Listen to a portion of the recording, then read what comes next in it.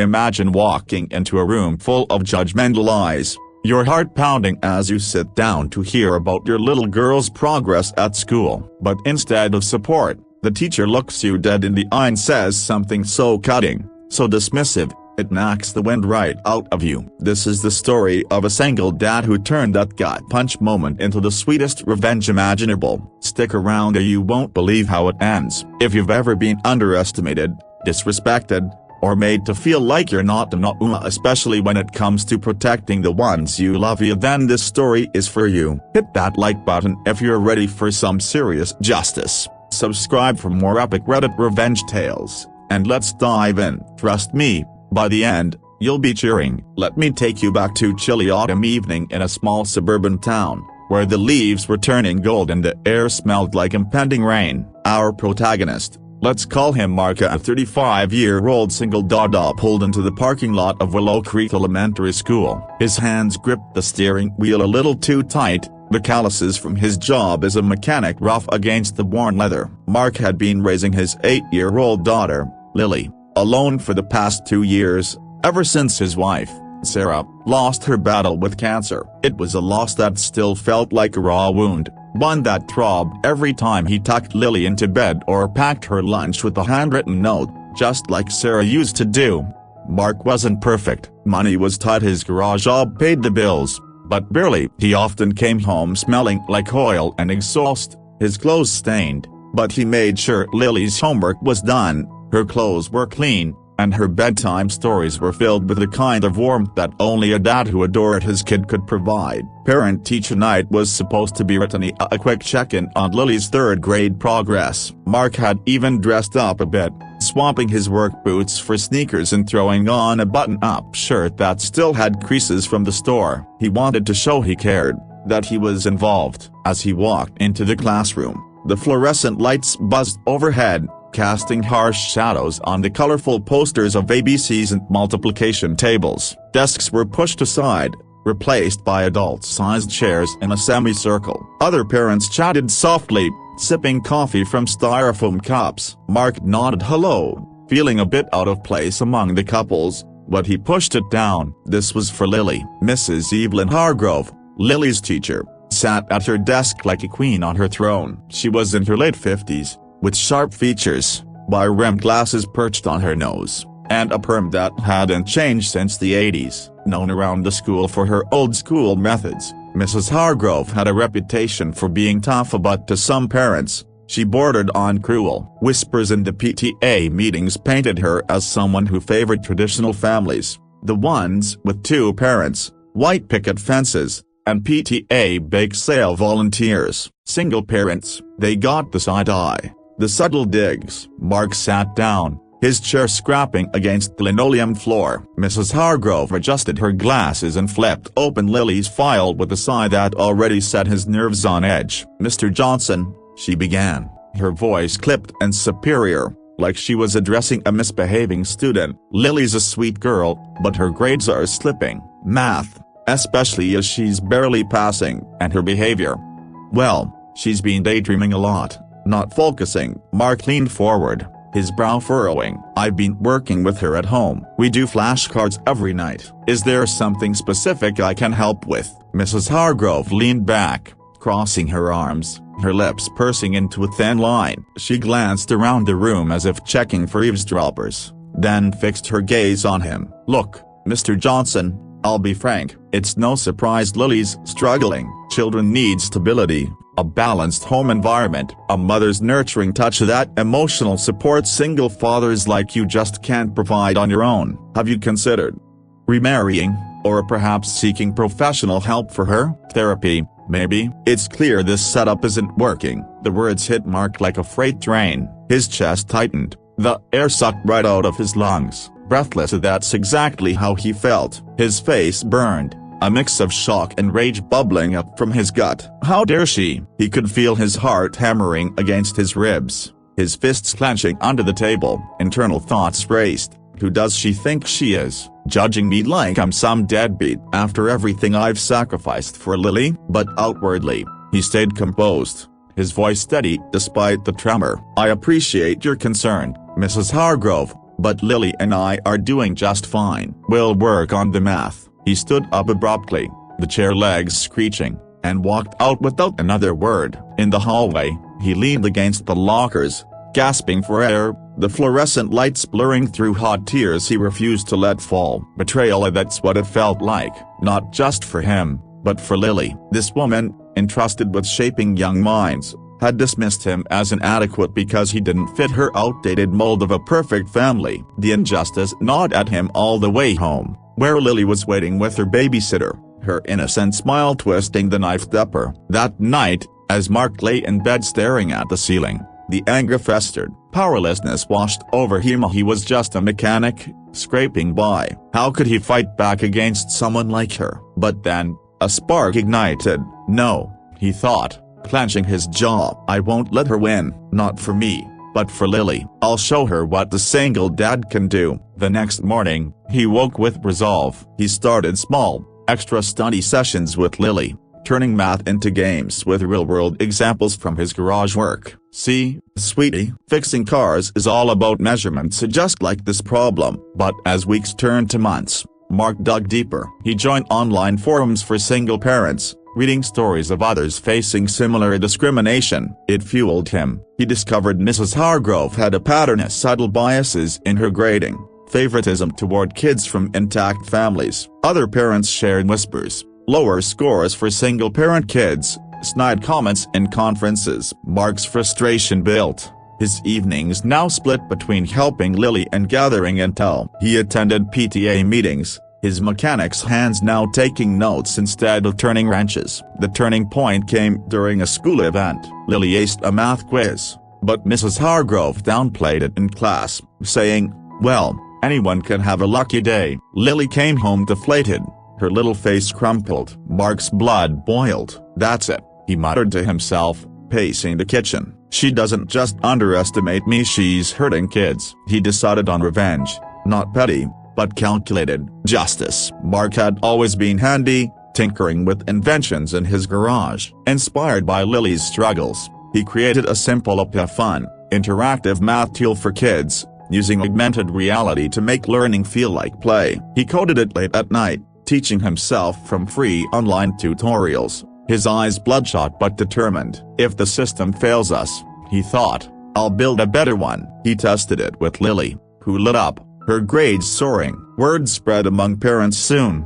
He was sharing prototypes. Months flew by. Mark quit his garage over risky, but necessary, and poured everything into the app. He pitched it to investors, his pitch laced with passion born from that breathless night. "This is for every kid who's been told they're not enough because of their family." It caught fire. Downloads skyrocketed, tech blogs raved. Within a year, his company, Dad's Toolbox Education, was valued at millions. Mark, the inadequate single dad, was now a success story, featured in local news. But he didn't forget Mrs. Hargrove. He used his newfound influence wisely. As a major donor to the school district funding new tech programs, he requested a seat on the advisory board. There, he presented anonymous complaints from parents, backed by data showing biases in grading patterns. "We need teachers who support all families," he argued, his voice steady. The climax unfolded at the annual school board meeting, packed with parents,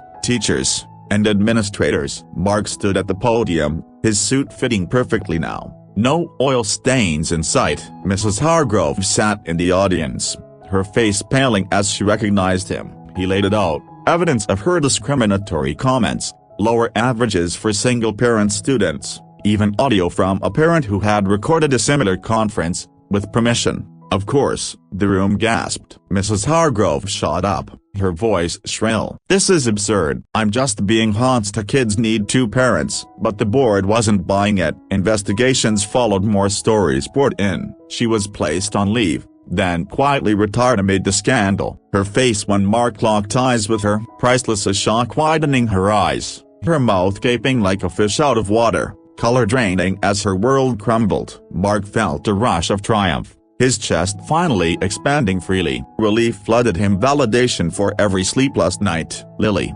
watching from the side, beamed with pride. Stories like this remind us that karma has a way of circling back. When someone underestimates you, especially when it hurts the people you love. Turning that pain into power can lead to the most profound justice. It's not about destruction, it's about rising above, proving that fairness wins in the end. What do you think? It does revenge taste sweeter when it's earned? If this tale of a single dad's epic comeback gave you that satisfying chill down your spine, smash that like button right now and drop a comment below. What's the most jaw-dropping revenge you've ever seen or pulled off? Don't forget to subscribe and turn on notifications for more emotionally charged Reddit revenge stories that'll keep you hooked. Thanks for watching. See you in the next one. Your heart pounding like a drum in your chest as you sit down to hear about your little girl's progress at school. But instead of support, the teacher looks you dead in the eye and delivers a verbal gut punch so cutting,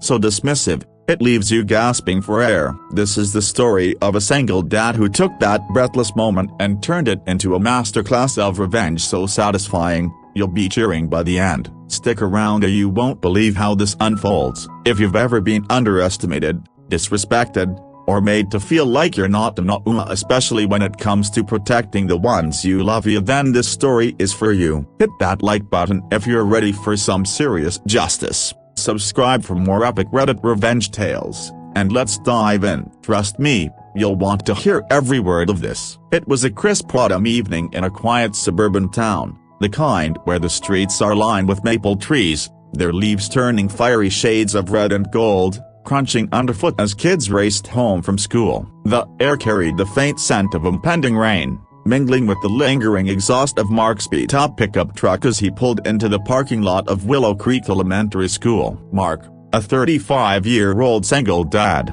gripped the steering wheel a little too tightly. His calloused hands are rough and scarred from years as a mechanic, betraying the nerves he tried to suppress. His knuckles whitened, not from the chill in the air, but from the weight of the evening ahead. Parent-teacher night. It was supposed to be a routine check-in on his 8-year-old daughter Lily's progress in 3rd grade, but for Mark, it felt like stepping onto a stage where he was already cast as the underdog. 2 years earlier, Mark's world had crumbled when his wife, Sarah, lost her battle with cancer. The grief was a constant companion, a heavy ache that settled in his chest like a stone. He saw Sarah in Lily every day, in her bright green eyes that sparkled when she laughed, her lopsided grin that could melt the hardest heart, the way she twirled her hair when lost in thought. Raising Lily alone was a challenge Mark met head-on, though it wasn't easy. Money was tight. His job at the local garage paid just enough to cover rent, groceries, and the occasional treat like pizza night.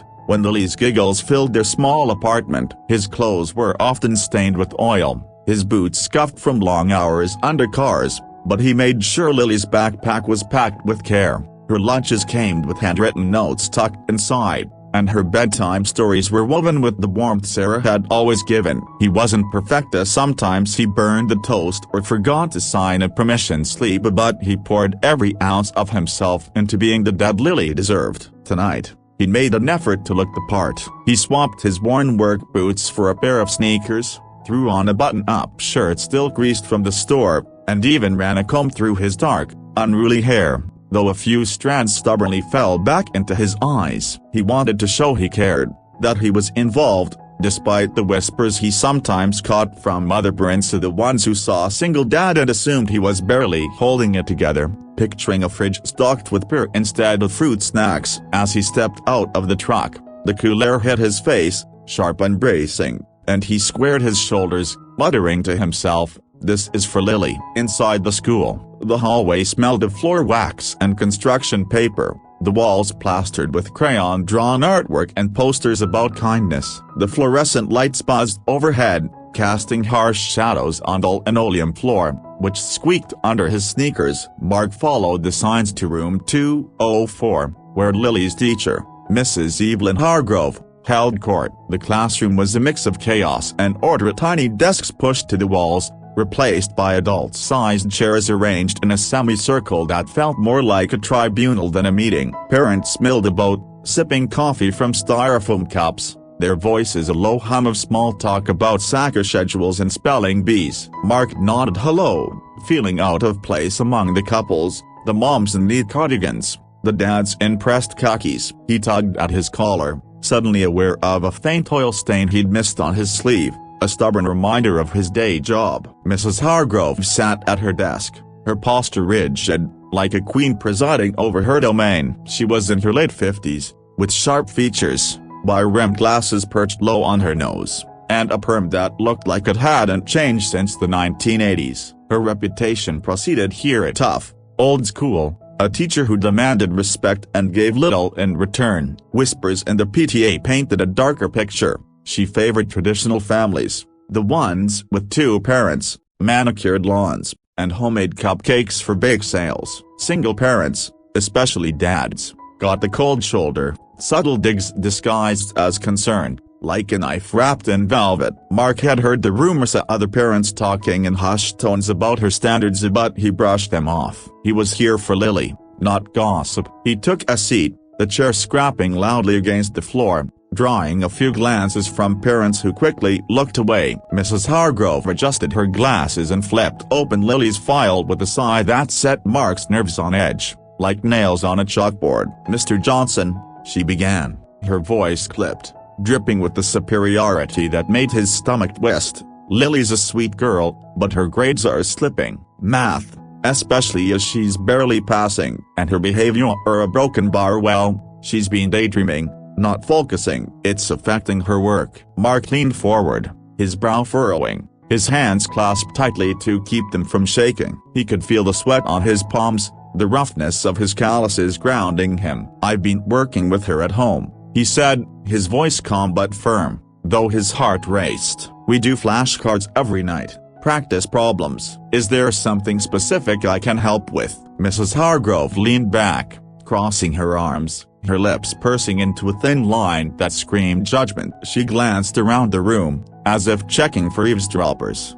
then fixed her gaze on Mark, her eyes cold and unyielding behind those glasses. "Look, Mr. Johnson, I'll be frank, it's no surprise Lily's struggling. Children need stability, a balanced home environment, a mother's nurturing touch that emotional support single fathers like you simply can't provide. Have you considered a broken bar remarrying, or perhaps seeking professional help for her? Therapy, maybe?" "It's clear this setup isn't working." The words hit like a freight train, each syllable a blow to his chest. Mark's breath caught, the air sucked right out of his lungs. His face burned, a mix of shock and rage bubbling up from his gut, his pulse pounding so loudly he could hear it in his ears. Breathless, that's exactly how he felt, like he'd been punched in the soul. His mind raced, thoughts colliding like cars in a pile-up. Who does she think she is, judging me like I'm some deadbeat? After everything I have done for Lily? His fists clenched under the table, nails digging into his palms until they stung,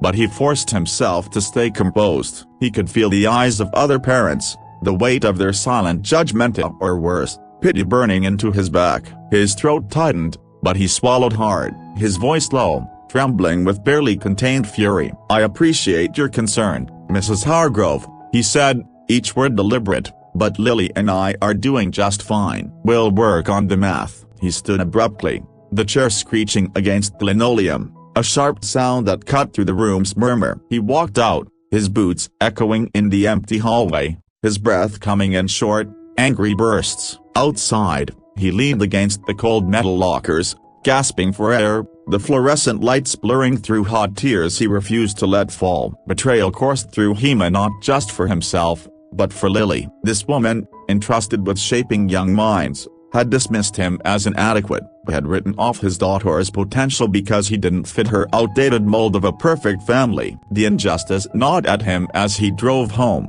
the radio off, the silence filled with his churning thoughts. When he got home, Lily was waiting with her babysitter, her small face lighting up as she ran to hug him, her arms wrapping tightly around his waist. "How'd it go, Daddy?"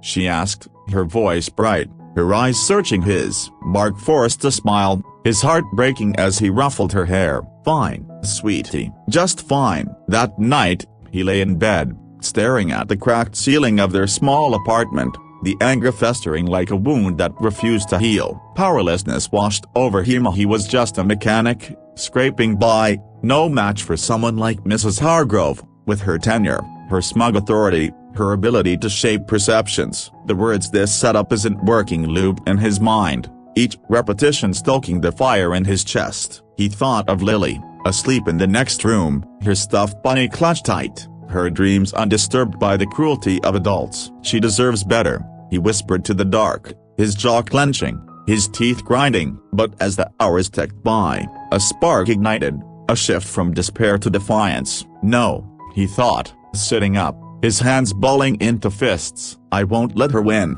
Not for me, but for Lily. I'll show her what the single dad can do. By morning, resolve had replaced despair. He started small, doubling down on Lily's math practice, turning it into a game to keep her engaged. He'd sit at their tiny kitchen table, the formica chipped at the edges, and use measurements from his garage work to make fractions fun. See, sweetie, fixing cars is all about numbers, just like this. If I need half a gallon of oil, how many quarts is that? Lily's giggles as she solved problems were a balm to his soul, but Mrs. Hargrove's words still echoed, a taunt he couldn't shake. He needed more than flashcards to fight this. Mark joined online forums for single parents, scrolling late into the night, his phone's blue light casting shadows on his tired face, his eyes burning from lack of sleep. He found stories of others facing similar discrimination, teachers who judged, systems that overlooked, parents who felt powerless. It fueled him,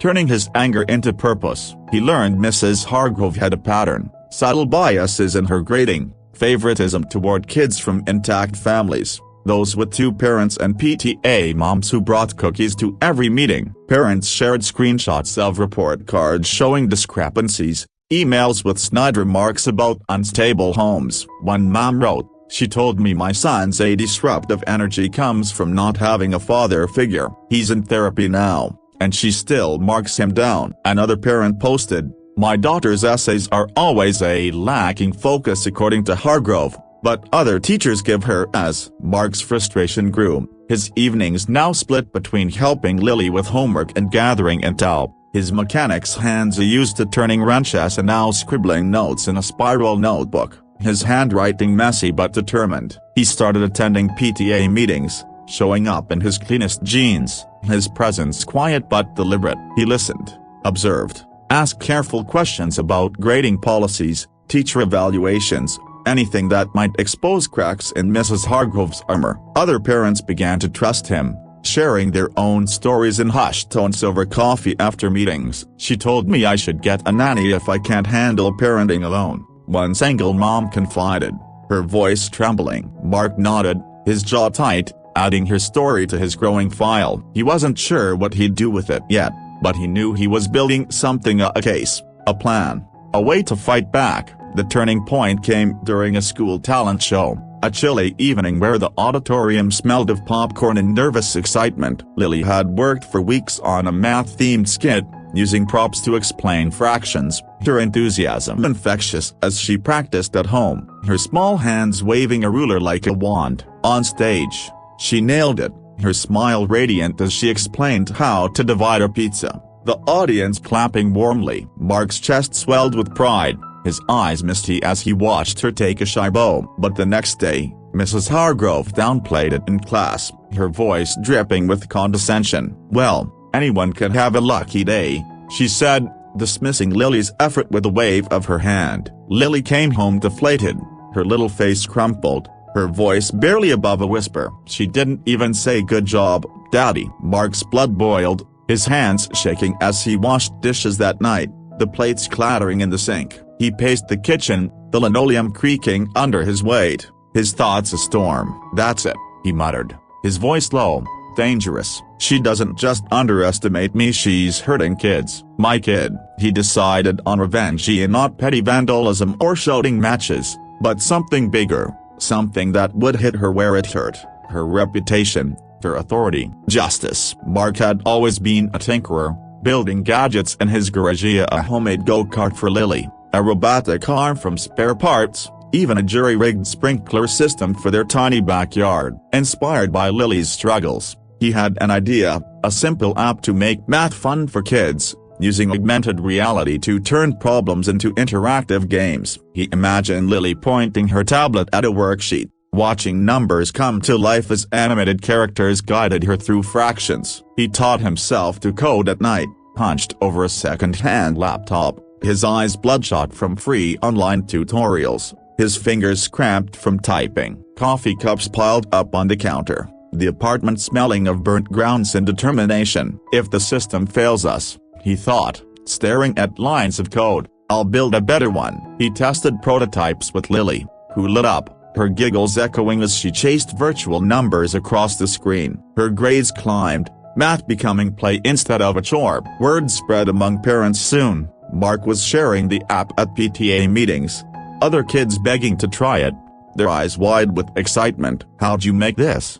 One dad asked, impressed. Mark shrugged, a small smile tugging at his lips. Just a dad trying to help his kid, but inside, he was burning with purpose. Each download a small victory against Mrs. Hargrove's judgment. Months blurred by, a whirlwind of late nights and early mornings. Mark took a leap, quitting his garage job at terrifying risk with rent looming, the fridge sometimes bare. He poured everything into the app, named Dad's Toolbox Education in a nod to his roots. He pitched it to investors at a local tech meetup, his voice raw with passion born from that breathless night. He stood in a borrowed suit, his hand steady despite his racing heart, and said, this is for every kid who's been told they're not enough because of their family, for every parent who's been judged for doing their best. The room was silent, then erupted in applause. Investors signed on, their checks a lifeline. The app caught fiery downloads surged, tech blogs raved about its innovative approach,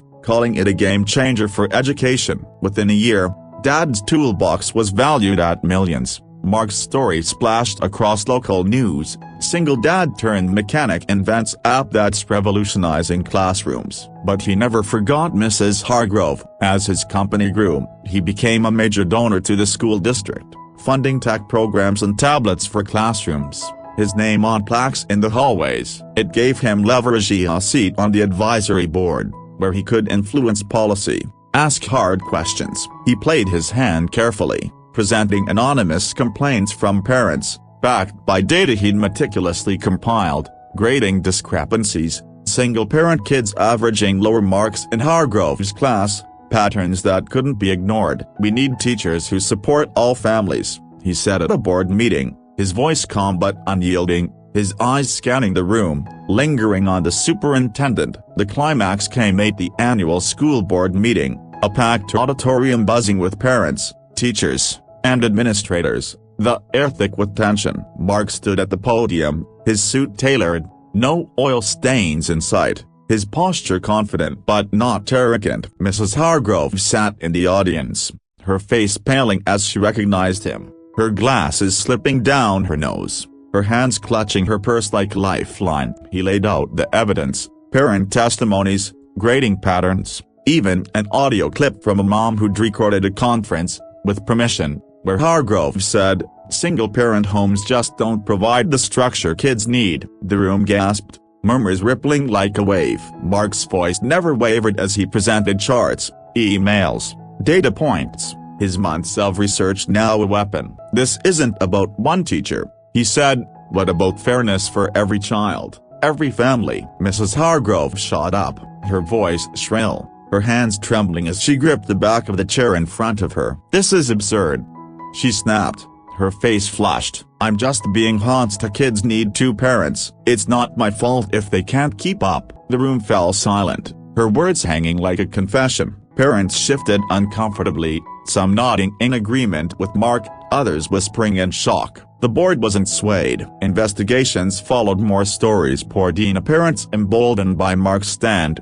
sharing their own encounters with Hargrove's bias. She was placed on administrative leave within days, then quietly retired amid the scandal, her name stripped from the faculty roster. Her face as Mark locked eyes with her was a masterpiece, a shock widening her eyes, her mouth gaping like a fish out of water, color draining as her world crumbled. Mark's chest expanded, a rush of triumph washing over him, relief loosening the knot that had lived there for over a year. Lily, watching from the side, ran to hug him, her small arms tight around his waist, her pride louder than any applause. Stories like this remind us that karma has a way of finding its mark. When someone underestimates you, especially when it hurts the ones you love, Turning pain into power can lead to justice that feels almost poetic. It's not about tearing others down it's about rising above, proving fairness can win. What do you think? Does revenge taste sweeter when it's earned?